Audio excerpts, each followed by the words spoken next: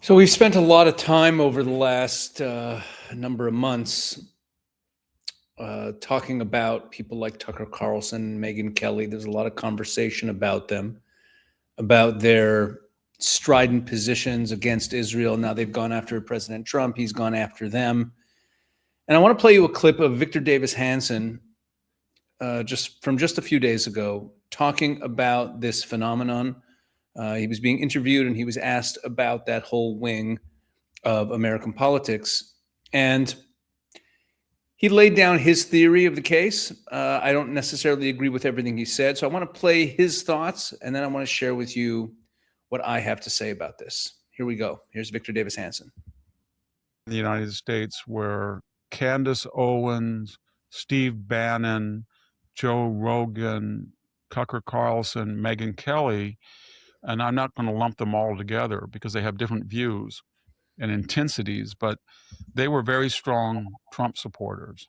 And they feel that they're very influential, even though the polls don't reflect that, because the MAGA base is 85% in favor of the war. Republicans in general are about 85 as well.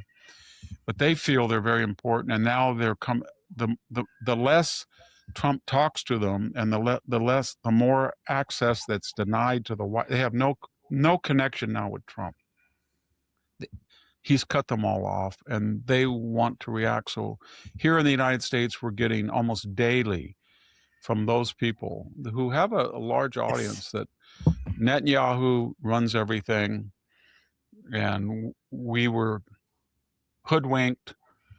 We got to get out. Trump's worthless. He lied to MAGA. This was But a forever war, endless war. Victor, I That's what want to they're ask you peddling. about that That's wing where of we are MAGA. So politically. one of the things that yesterday, for example, Megyn Kelly went on Piers Morgan's show and said exactly what you said. She said that Netanyahu lied to Trump, and Trump basically, I think that's what she's implying. He's a buffoon, that some guy from Israel can come and sell him some fantasy, and he falls for it, does this war, and goes totally bad. And that's objectively not true, but whatever. And so why do you think, is it really that they believe these kinds of stuff, or is it what the base, a lot of their listeners want to hear? Because objectively, it just doesn't seem smart. If you really love President Trump and you believe he's good policy and that he's bucking the system that they don't like on all the issues you just mentioned, why on this specific issue do they think that he's so gullible that some guy from Israel can just come and sell him a load of goods and he just believes it in this one specific narrow thing? Yes. I think the answer to that is to look back at the American bombing in the summer of 2025. Because I was on her show, she was all for it. She said that Trump had she used the vernacular testicles to do this, and no one else would do it. And she was very, very supportive of Israel. And if I go back, I was on her show right after October 7th, and she was very supportive of Israel and very critical of the Palestinians. And Tucker was not so much so, but he wasn't as critical of Israel and Trump as he is now. Candace Owens had already gone off the deep end.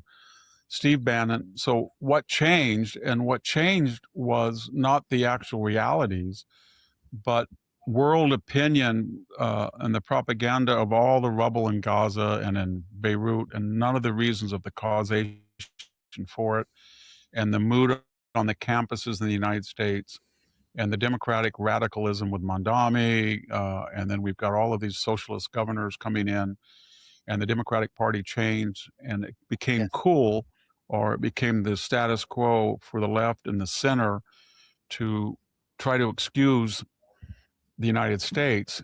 Not that they didn't criticize Trump. They said he's a fool and he's stupid, but he was hoodwinked by this Jewish guy who's clever and diabolical.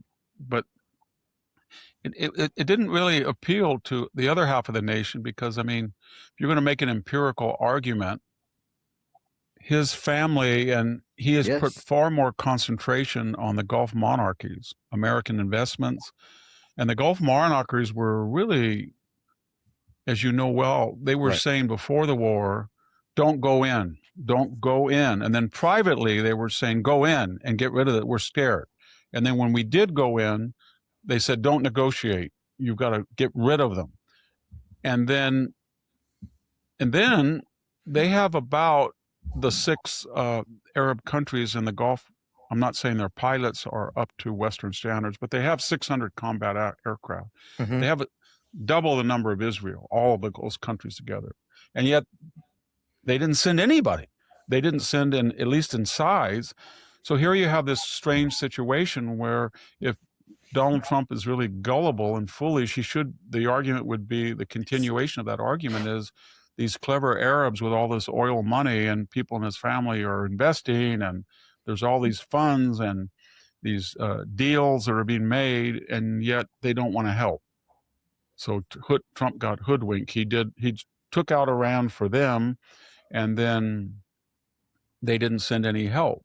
At least Israel, you could say, well, Exactly. he got hoodwinked by Israel, but they sent 300 planes over there, and they did a lot of the damage, if not most of the damage, to the command and control and the intelligence. So it's not based on empiricism. It's just a frustration that a lot of the people on the influencer side, they look at clicks and they say, where is public opinion now, and how do I get a week ahead of it? And I think that the Gaza thing has turned people because of the Hamas propaganda, and the more damage Israel does to Beirut, and this war didn't end in a week. It's not like the bombing last summer, 4 or 5 weeks, and people are getting restless, and I've got to get ahead of where people are and be outrageous, and they are, and Victor, they're can getting a you, lot if I of ask you just in general, clicks, so to speak. is there any difference at this point between the Tucker wing of, I guess, what you would call the right, and the Mamdani wing of the left on foreign policy? I cannot discern any real difference on foreign policy. On foreign policy, well, if you take Tucker, Exactly. he despises Israel. Mandami despises Israel. They feel that Islamic civilization, the West, is in decline. And I mean, Tucker said that he thought that Western cities were not as successful as Islamic cities. As somebody who's been in Damascus and Old Cairo and Tripoli and Algiers, I can tell you that that's, even at our nadir here in the United States, that's not true. There's been a big shift in the United States. Sorry. Okay. So that was Victor Davis Hanson, and he gave his theory about these people wanting clicks, and he gave some other reasoning in there. He also mentioned, I thought the most interesting argument that he made was that these were all people, the people he mentioned, Tucker and Candace, and he mentioned Steve Bannon as well, and some of the others, Megyn Kelly, that they were big supporters of Trump, and now Trump has kind of shut them out of things.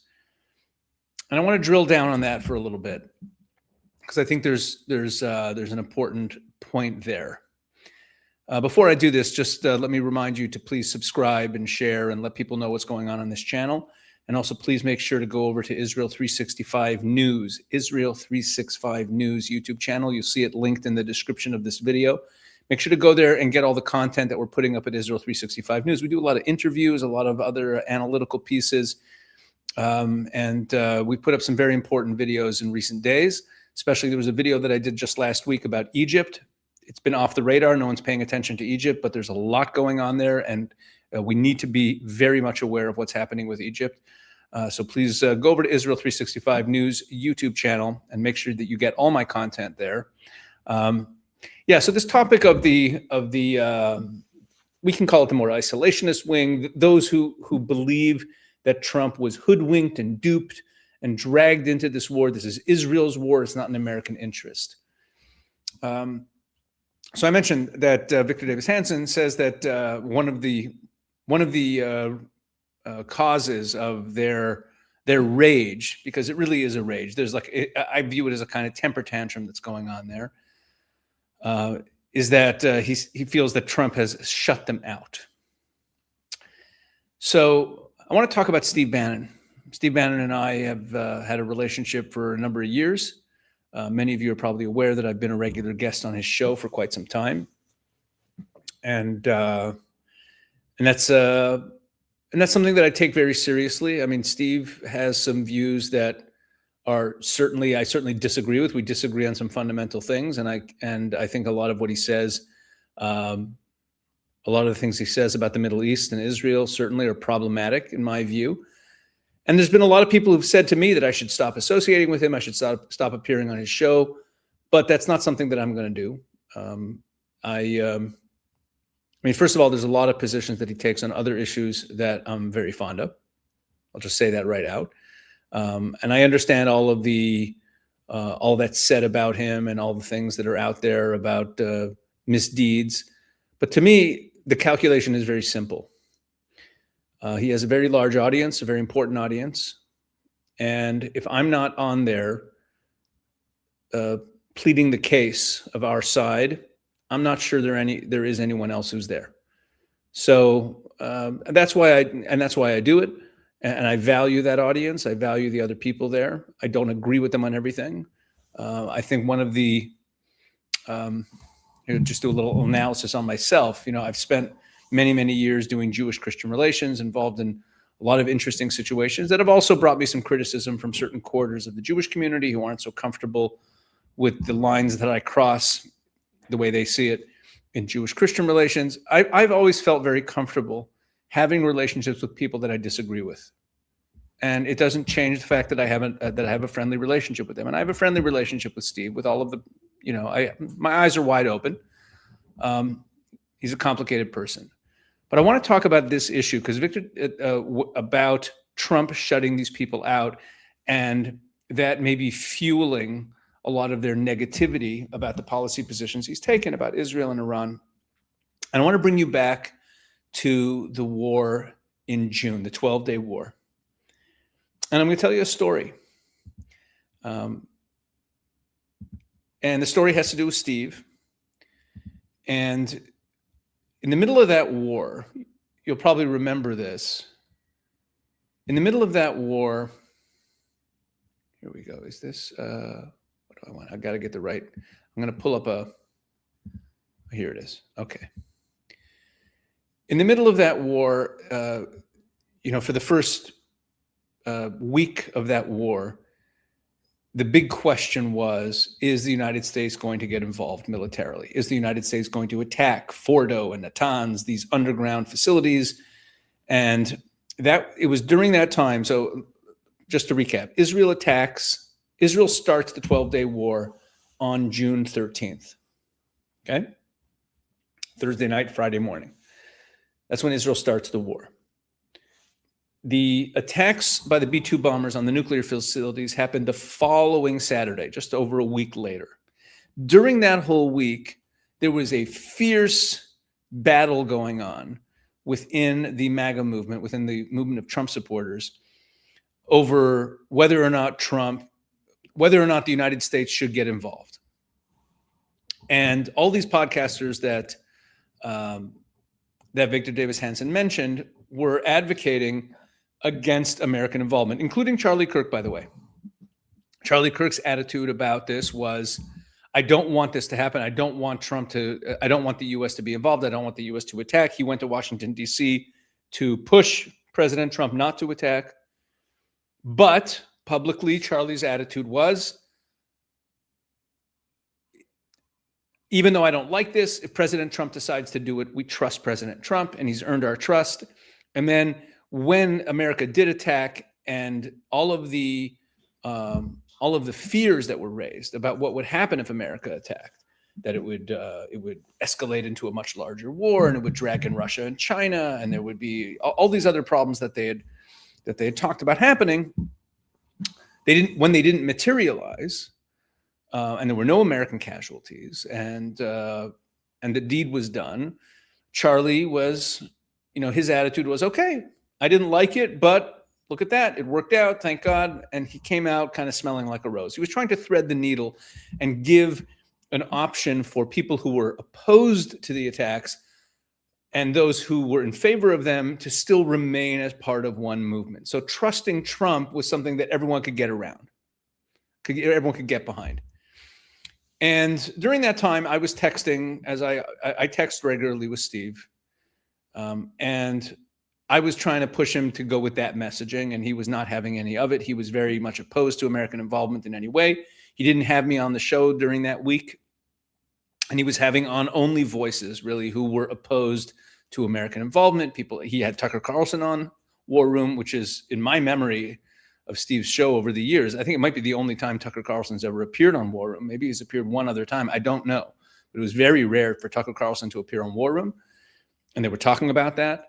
And he had Kurt Mills from the American Conservative, who's very opposed to this war and very opposed to American involvement. He's very opposed to Israel, really. He's opposed to the U.S.-Israel alliance. He had him on a lot that week. And he was really pushing this angle that America needs to stay out of this. America should not be involved.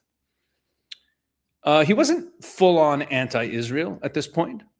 A lot of the more problematic things he has said about Israel in the last few months came after this, and that's part of this story, as I see it.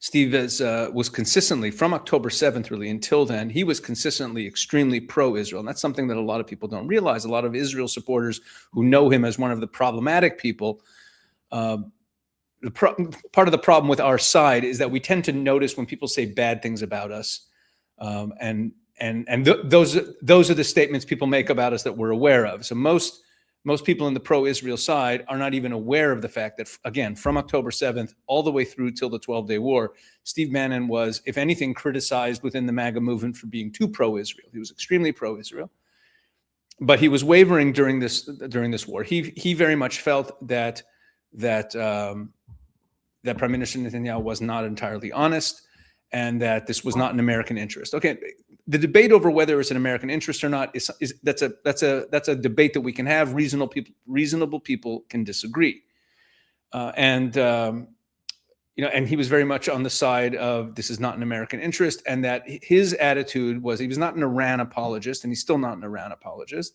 His attitude was that there's better ways to bring down the regime that do not involve military activity. He also was buying into a lot of the fear-mongering coming from people like Tucker and Kurt Mills, who were talking about lots of American casualties and this type of escalation.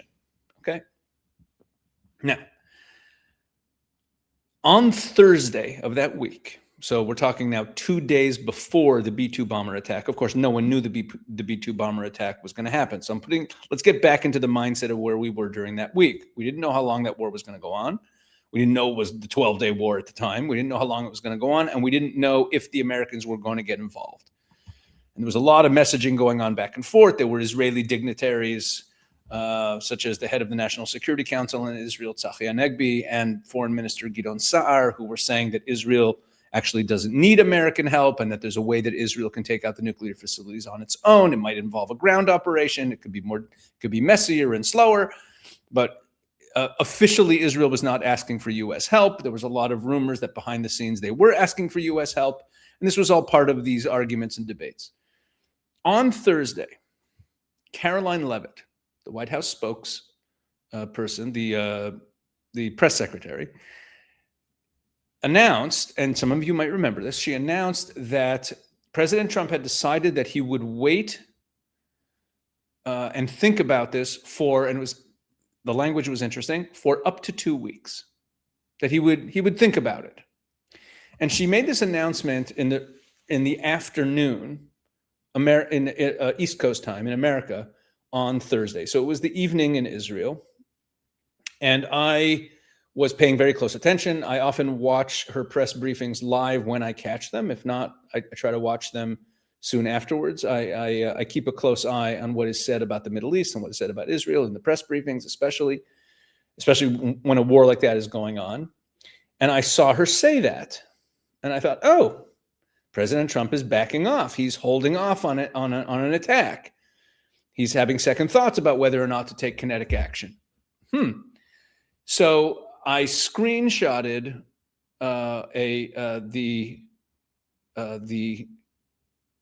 she had said it, but I found online it was immediately reported, and I screenshotted a report of her saying that Trump is going to hold off for up to 2 weeks. And I texted it to Steve. And I said, look, looks like you got what you wanted. And he texted me back being the kind of, snarky guy that he is, which is fine, he texted me back a headline that had just dropped in The Hill, which is the Capitol Hill newspaper, saying that he had just had lunch at the White House, that Steve Bannon had just had lunch at the White House with President Trump. Okay, so here was that. Well, this is ABC News. It was in The Hill also. Former Trump advisor, this is June 19th, 2025. Former Trump advisor Steve Bannon was seen walking into the White House Thursday morning. Bannon's arrival comes as he's been vocal about the U.S. not getting involved in the conflict between Iran and Israel. Okay, so that was reported by ABC News. Steve Bannon seen walking into the White House. That was a big story. And Politico also picked it up. So in Politico's coverage of this whole thing, Trump continues meetings with national security team over Iran. So this is from the next day, reporting on the Trump decision to hold off for a couple of weeks. So in this story, it quotes Bannon. In the story, it quotes Bannon. Right? So where is it? Here. So it talks about Caroline Leavitt saying that they're going to be holding off. Mrs. Leavitt described Mr. Trump as a peace through strength president, but he's not afraid to use strength. War Room host and Trump ally Steve Bannon. This is Washington Times, not Politico. My bad.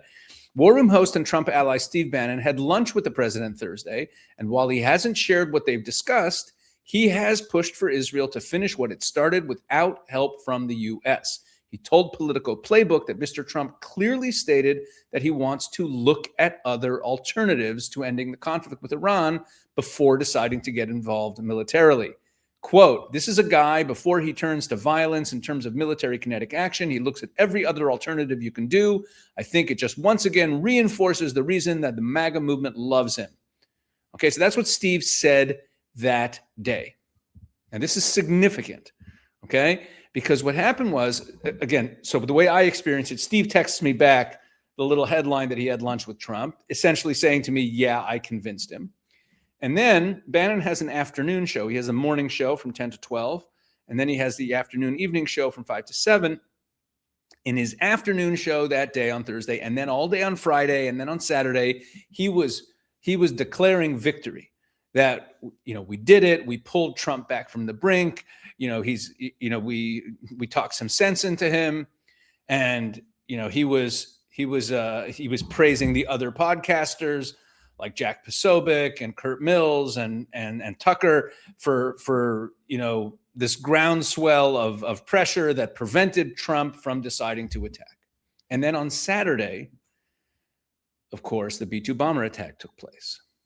Now, considering the scope and complexity of the B-2 bomber attack, it became clear immediately upon that attack that on Thursday, some 48 hours before the attack, it's quite obvious that the decision had already been made.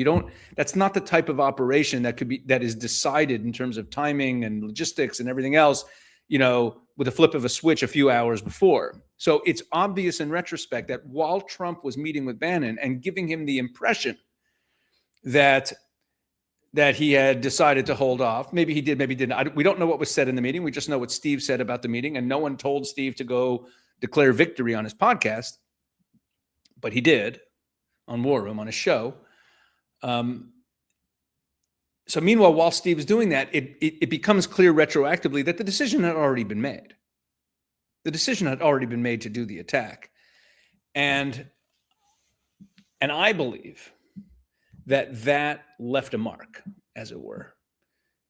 And to go back to Victor Davis Hansen's point, I think that part of the reason why this whole group maintains that Trump doesn't really want to be doing this, but he's been either hoodwinked or blackmailed. They talk about, Epstein, the Mossad, Bibi lying, that somehow they've hoodwinked Trump. They've convinced him, they've twisted his arm, but that it's the reason they have to say this, the reason they feel compelled to say this, is that the alternative is simply that Trump disagrees with them.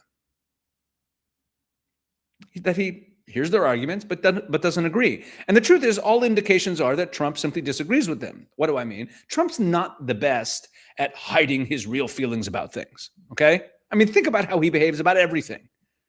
He's pretty transparent about what he feels about things. And as much as this group will maintain that there's some animosity between Trump and Bibi, and Bibi's manipulating him, you see the way they behave, the way Trump behaves towards Bibi, from all the way back then, all the way through till now, and all their visits. Yeah, occasionally he drops an F-bomb on him, but that's the way guys are, and that's the way Trump is with lots of people. You can see that Trump has a very strong affinity for Netanyahu. And going all the way back to the 1980s, as has been well reported, and when he came down the escalator to announce his first term, Trump has been consistent about being a real hawk on Iran. So the truth is, there's nothing inconsistent at all about Trump's decision. It fits in with everything he has said about these issues for many years. And there's no indication that he was waffling on this and was duped by Netanyahu. But I believe that this group, it's easier for them to believe that Trump was manipulated than for them to believe that he simply did not agree with their assessment. Now, to their credit, I'll say this. A lot of the things that they were warning about in the 12-day war have come to pass in this war. There is a spike in oil prices. There have been U.S. casualties. We don't know how this is going to end, and we don't know how successful it's going to be. We shouldn't be beating our chest, declaring victory that this all worked out great. It didn't necessarily. This war could still end in a disastrous way, and it could destroy the Trump presidency. We don't know yet. We don't know yet. But I just wanted to comment on what Victor Davis Hanson said there about the motivations of this group and share with you this anecdote as I experienced it, being someone who knows a few of these people. I hope you found that interesting. Please like and subscribe and share this, share this YouTube channel. We're still building it. We're still growing it. And I'm very grateful to all of you for helping that process along. Please drop a comment. Let me know what you thought of this. I do read as many of the comments as I can. I've gotten a lot of good advice. I've received a lot of good advice from many of you, and please keep it coming. God bless you.